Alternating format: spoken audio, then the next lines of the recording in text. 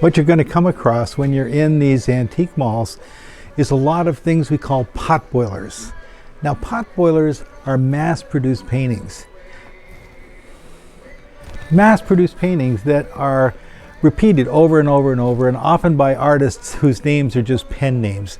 They're not the real artist names, but they're competent painters because they know how to paint and they can produce in their own manner and style. But to make money, they produce these mass-produced potboilers. And these are very typical potboilers, all of these. All Parisian scenes, you'll notice. And every name is kind of unique and made up. That looks like Costando. I can't read that one. I can't read that one.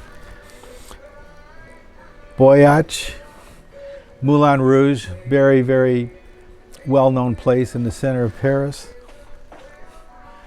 Ferrari, Haria, and so on. So these were all mass-produced turn-of-the-century paintings. Very pleasant work, but not really worth any money.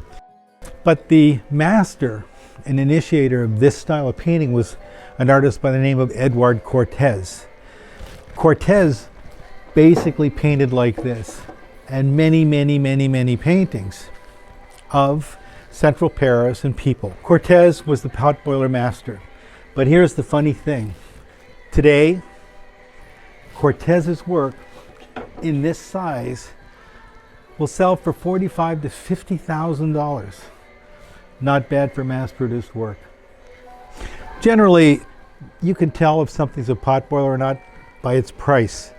If you've got a big painting and it's fairly well done, but it's only $200 or $300, it's a potboiler.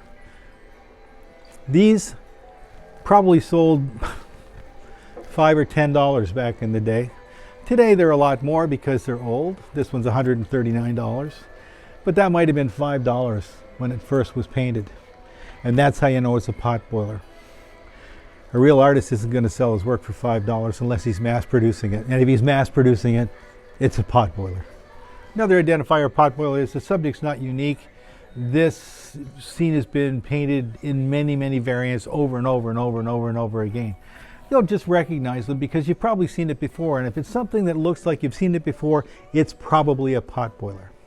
Now that isn't a potboiler. This is painted by a known artist and it's local here to Palm Springs, I think. But that kind of scene, a mountain and a waterfall, snow-capped mountain, waterfall, a few trees, that's a potboiler. You've seen it 1,000 times. Just avoid it.